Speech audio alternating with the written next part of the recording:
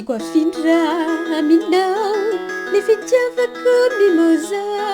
ny fitiavako ny moza ka nefa tsy tianao dia avereno ay ny fitiavako ny moza misy toerana mafana tsy mba mamanala ao anatiko ao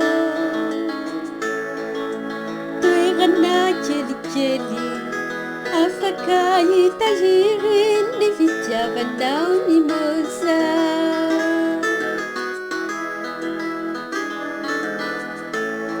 manimaritra daholo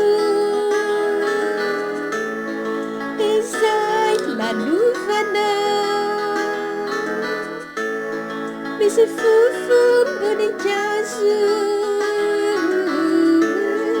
voninkazo mimoza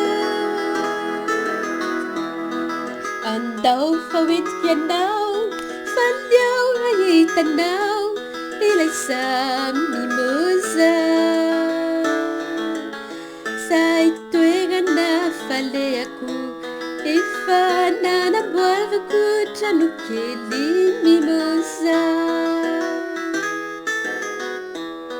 ny andro efa hariva tsy mba mangatsika ato anaty trano kelinao ny afo manazava de manome hafanana mimoza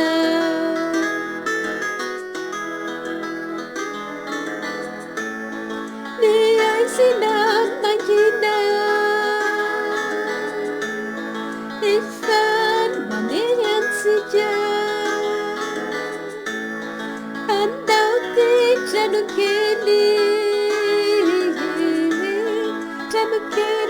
mimoza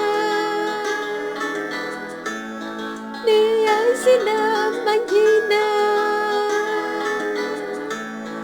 efa maneny antsika andao ty trano kely